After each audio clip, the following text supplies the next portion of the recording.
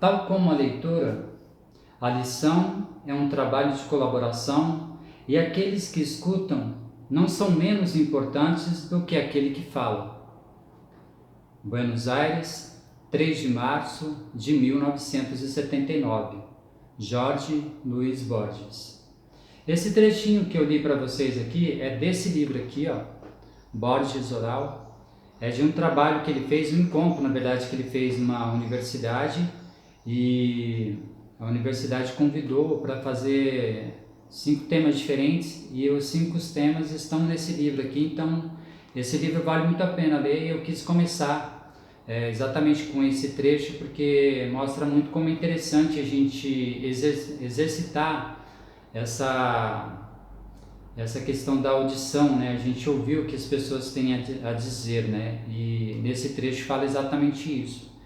E nesse terceiro episódio, que é o que eu vou estar trazendo para vocês aqui agora, sobre o livro de poesia do Guilherme Paes, que é o primeiro livro de poesia, né? Então é o livro inaugural dele, né? Vamos dizer assim.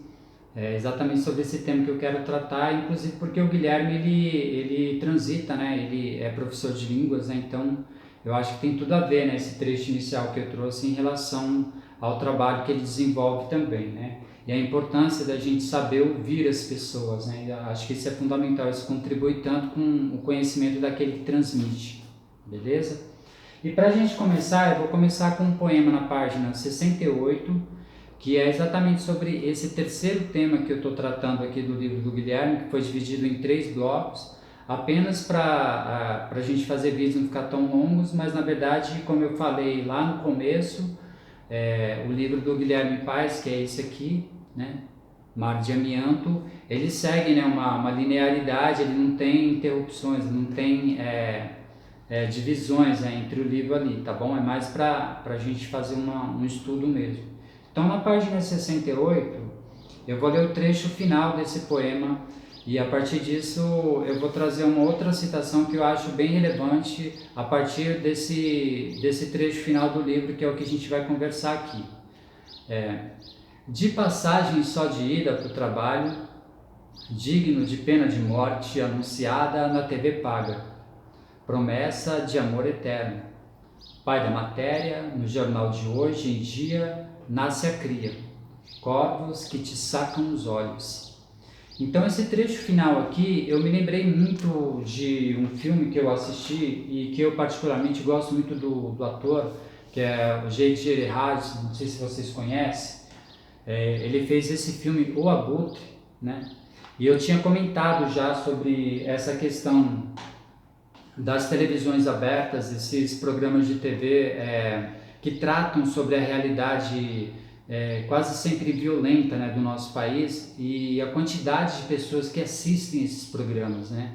E esses programas, uma curiosidade é que eles vêm se tornando, além deles terem um foco nacional, em praticamente todo o território nacional, eles vêm ganhando pequenos guetos, né, nos estados. Então, muitas vezes você pega no estado, uma cidade específica, já tem um programa regional com aquela temática sobre violência, sobre questões de assassinatos, questões essas questões da barbárie, do dia a dia, né, do ser humano, entendeu? Que é colocado na televisão, e as pessoas cada vez mais assistem esses programas, né, gostam desse tipo de programação, né, gostam de ver a barbárie ali, né, presente, né.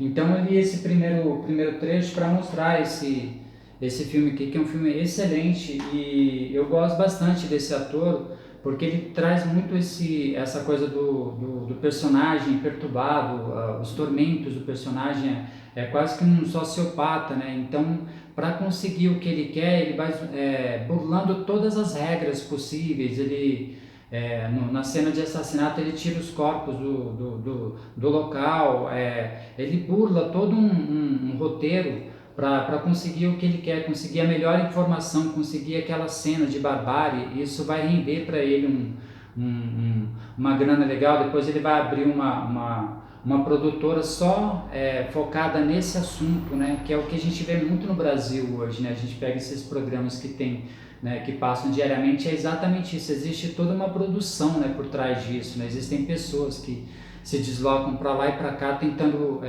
pegar a notícia com uma certa agilidade, quase praticamente minutos depois do assassinato ter acontecido ali, né? Então a questão do sangue jorrando ali, né? Então esses programas eles filtram muito nisso. E esse filme vai falar exatamente sobre isso, né? Até onde o personagem chega e até onde ele vai se corrompendo para conseguir ter um status, né? Já que na verdade o filme começa mostrando ele fazendo pequenos furtos, né? Então ele estava ali perdido naquela sociedade, ele conseguiu ter um status, né, vamos dizer assim, a partir do momento em que ele descobriu que ele podia ter uma produtora e começar a gravar essas cenas de barbárie do dia a dia, né? Até então ele era uma pessoa comum, praticando pequenos delitos para tentar sobreviver, né? E a gente vê até onde, pelo dinheiro, pela fama, pelo status, onde a pessoa acaba chegando, né? Ela rompe todos os limites, né? Então essa é a primeira parte que eu queria trazer aqui. E aí pensando, eu até fiz uma análise aqui, pequena análise, que vai falar, a partir desse ponto, o poeta observa a realidade do mundo e das coisas que o cercam, sabendo que não sairá ileso, sabendo que não haverá anêmonas para decorar o cotidiano. Então aí eu fiz a questão, um outro filme também que eu acho que é muito legal assistir, esse O Abutre é de 2014, se eu não me engano, né? E os Suspeitos, que ele faz um personagem que é um detetive que é muito interessante também, é de 2013, vale a pena assistir também, tá bom?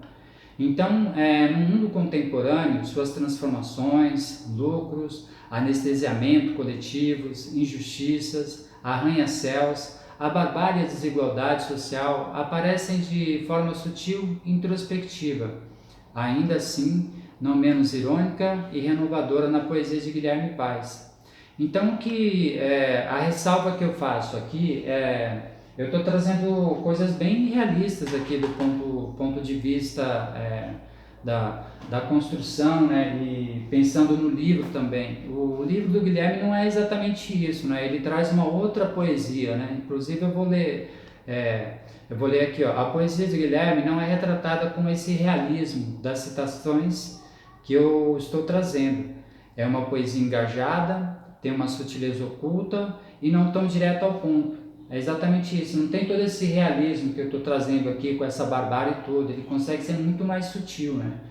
E para ilustrar melhor o que eu estou falando, eu vou ler 2 poemas que traz exatamente a sutileza da poesia do Guilherme, que seria o suprassumo, tá? Aí eu vou ler para vocês aqui e vou ler o poema seguinte também, para a gente ter uma ideia que a poesia que ele traz aqui e os temas que eu estou trazendo não são tão realistas assim, elas acabam indo para caminhos diferentes, mas tem uma relação entre si, tá bom? Então vamos lá, suprassumo. Da cor da folha do chapéu de sol, manga igual madurando, sapá picando, sarapicando, todo pigmente existe, passa rente aos olhos, deixa gosto na boca do sumo de tudo, que está suprimido. Eu vou ler de novo porque, como eu falei lá no começo, a poesia do Guilherme ele tem muitas palavras novas, palavras que, por exemplo, para mim elas não são usuais ou que eu nunca tinha ouvido falar, né? Então essa palavra, por exemplo, que eu acabei errando aqui, ó, sarapintado, eu nunca ouvi falar essa palavra, né? Então isso acaba dificultando na hora da gente fazer a leitura. Então eu vou ler novamente, porque essa é uma grande questão do livro do Guilherme, né? As novas palavras que ele traz também com fonéticas diferentes, vamos colocar assim. Então, suprassumo. Da cor da folha do chapéu de sol, manga igual, madurando, sarapintado, todo pigmente existente, passa rente aos olhos, deixa gosto na boca, do sumo de tudo, que está suprimido. Então exige uma segunda leitura para a gente fazer uma leitura interessante, a gente entrar na poesia, né? Foi um pouco do que eu estava comentando, e acho que a poesia do Guilherme tem isso mesmo. E o outro poema chama Curada. Paisagem sem dor, livre de peso no ar, curada em sol novo. O dia imune nos beijos, mil salvas de amor à aurora. Por fim, compreendemos a consciência do outro, um corpo com um cosmo, a essência da liberdade. Então a gente percebe que dentro daquilo que eu comentei, do realismo que eu estou trazendo, existe um outro lado na poesia do Guilherme que é muito interessante também. E aí a gente percebe também que nessa sequência o Guilherme ele faz uma homenagem aos garis e expõe o verdadeiro lixo tóxico que contamina o mundo. Em Vala, por exemplo, que é um outro poema dele, ele diz: todos os dias, pilhas, milhares, em câmeras frias, em balas comum, são como nada, papel de bala. E aí, como eu disse, embora esteja em outro contexto, nas entrelinhas, ele expõe o genocídio de quase 700 mil vidas que foram ceifadas pela negligência, pela falta de empatia e o amor ao próximo. Em Capitalize, o poeta nos traz uma reflexão sobre o crime humana, sobre a crise humana do capital, né? Então, ele vai dizer assim, a razão será commodity para o lucro de banqueiros. Essa frase é muito interessante, ela é uma frase, na minha opinião, uma frase muito contemporânea assim, dos nossos tempos, é uma frase que a gente ainda vai ter que, um trecho, né? Que a gente ainda vai ter que refletir muito sobre ela, né? A razão será commodity para o lucro dos banqueiros, né? E me acostuma, abro aspas aqui para citar o trecho do poema da Viviane Mosé. E quando eu li Acostuma, e eu não sei se ele também leu esse poema, mas é muito interessante, né? Porque aí eu abro aspas aqui, né? A Viviane Mosé, ela falava assim, né? E acho que isso o texto, o poema dela é grande, né? E é lindíssimo. E eu vou ler só o trecho inicial só. Eu sei que a gente se acostuma, mas não devia. A gente se acostuma a morar em apartamentos fechados e a não ter outra vista senão a janela ao lado. Fecho aspas aqui, né? Então, na hora me veio esse poema da Viviane Mosé, que é uma poeta, uma filósofa, vale muito a pena, né, pesquisar o trabalho dela. E aí em Pega Ladrão, a instalação do medo recorrente da violência empregado 24 horas por dia nas TVs abertas, nas igrejas, na ideia fixa de subtrair nossa liberdade com muros altos, grades, cerca elétrica, câmeras de segurança e tudo mais que o medo possa comprar. E aí eu gostaria de citar nesse trecho aqui um conto do Gregório Bassic, que é esse livro aqui. Se vocês não conhecem, vale muito a pena adquirir esse livro aqui, é Peão Envenenado e Outras Provocações. O Gregório Bassic, para quem não conhece, ele era o produtor do programa Provocações do Antônio Abujamra, acho que era produtor, né? Ele era direção executiva, alguma coisa assim, né? Bem próximo ali do Abujamra, né?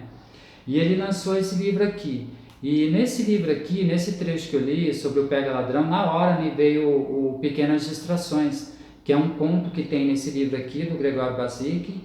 E para quem assistia bastante aquele Contos da Meia-Noite também, aquela Beth Goulart, ela declamou esse conto aqui naquele Contos da Meia-Noite. Então, se vocês quiserem procurar na internet, por exemplo, tem esse conto lá, ela fazendo essa declamação desse conto, que é belíssimo, e vai tratar exatamente dessa questão que a gente tem hoje, que é aquela a falta de segurança, né? Então, inicialmente a gente vai trancar a porta, a gente dá 2 voltas na chave, mas a gente ainda volta para ver se realmente a gente fechou, deu as 2 voltas. Então, a minha tese, vamos dizer assim, né, é que vai chegar um tempo que as chaves, né, de porta, né, as fechaduras vão ter 10 voltas, né? A gente vai dando volta e voltando para ver se fechou mesmo, né? Então vai virando uma coisa meio neurótica, meio psicótica, né, na mente da gente, por conta desse medo que é colocado, né? Evidentemente que a violência existe, mas esse medo também que é colocado na gente acaba tirando a nossa liberdade, né? Então isso, na minha opinião, é muito preocupante. Então vale muito a pena ler esse conto, e esse livro é fantástico. E aqui tem uma coisa muito interessante, ó, essa foto que eu tirei, né, com esse grande provocador, Antônio Bujan, quando ele veio aqui em São José fazer uma palestra no Sesc, né, e eu tive o privilégio de entrar no camarim, conversei um pouco com ele, e ele autografou esse livro. Tá aqui ó, o autógrafo dele, ó. Olha que legal, né? E abrir um outro leque aqui, né? O que é interessante é que aquele programa Provocações foi o primeiro programa que começou a trazer as vozes da rua, né? Das ruas, né? Então a gente tinha ali pessoas em situação vulnerável na rua, que tinham algum tipo de habilidade. O Antônio Bujan dava voz para essas pessoas, né? As entrevistas que eram feitas na rua mesmo, pelo próprio Gregório Bassic, se não me engano, eram geniais, assim, sabe? Ali a gente via a realidade das ruas e muitas pessoas com uma inteligência incrível, assim, pessoas que de repente se olhava assim, não dava nada, ia conversar com a pessoa e ela tinha uma frase genial ali para dizer, né? Então, esse tipo de comportamento do ser humano que precisa mudar muito, assim, na minha opinião, né? Entendeu? A gente começar a respeitar mais as pessoas, né? Entendeu? Independente de classe social, né? Então, eu estou trazendo essas citações aqui e termino o livro aqui do Guilherme, tá? Mar de Amianto, né? Com essas citações que eu trouxe. E aí, para finalizar, ó, Guilherme Paes, em seu livro, ainda que de forma velada, né, homenageia professores, pescadores, pedreiros, gente simples, gente que existe dentro de todo esse contexto tão desigual, tornando, ainda que simbolicamente, a vida de toda essa gente e da nossa mais leve. E ele termina aqui com um poema ele termina o livro com um poema que eu acho muito interessante, que é o Bêbado, né? E aí ele traz essa figura folclórica, né? Porque esse bêbado que ele trata aqui não é aquele bêbado, o bebum chato que enche a cara e fica jogado por ele, aparece mais como uma figura folclórica, né? Aquela figura que todo mundo conhece ali no bairro e tal, e fala sobre ele, e de repente quando ele, em algum momento ele se vai, fica todo mundo, fica uma falta, né? Porque daquele personagem folclore, tudo que ele construiu ali dentro daquele vilarejo, dentro daquele bairro, né? Então ele coloca esse bêbado até com uma certa elegância, né? com uma poesia, né? Isso eu achei muito bonito, a maneira como ele termina o livro colocando esse último poema, o Bêbado, né? Para finalizar o livro dele. Então é isso, espero que vocês tenham gostado aí dessas citações, né? Dessa pequena crítica que eu fiz sobre o livro do Guilherme Paes, recém-lançado em dezembro aí de 2022, e Mar de Amianto, que é um título muito intrigante também, que daria até um outro vídeo falando só sobre, em relação ao título, né? E é isso, espero que vocês tenham gostado aí, continue por aí no Leituras. Essa é a ideia do Leituras, trazer